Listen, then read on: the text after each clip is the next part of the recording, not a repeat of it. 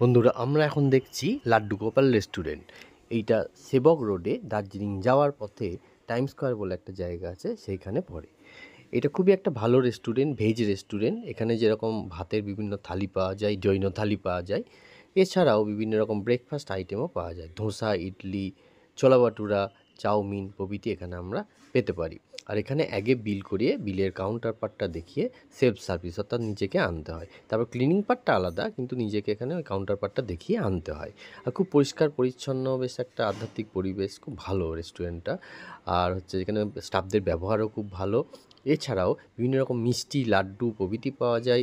বিভিন্ন রকম স্ন্যাক্স যেরকম চানাচুর বা চিপস ইত্যাদি পাওয়া যায়। এছাড়াও বিভিন্ন রকম ড্রিঙ্কস এখানে পাওয়া যায়, যেরকম লস্যি বা বিভিন্ন রকম ড্রিঙ্কসও এখানে পাওয়া যায়। তো এখানে আপনারা আসতে পারেন। আর এখানে খুবই ভালো রেস্টুরেন্ট এটা, যাওয়ার পথেই পড়ে সেবক রোডে। তো এখানে ভেজ আইটেমগুলো মেনলি পাওয়া যায়। আর খুব পরিষ্কার পরিচ্ছন্ন, স্টাফদের ব্যবহারও খুব ভালো। আপনারা এখানে আসতেই পারেন। তো আজকে এই পর্যন্তই, আবার দেখা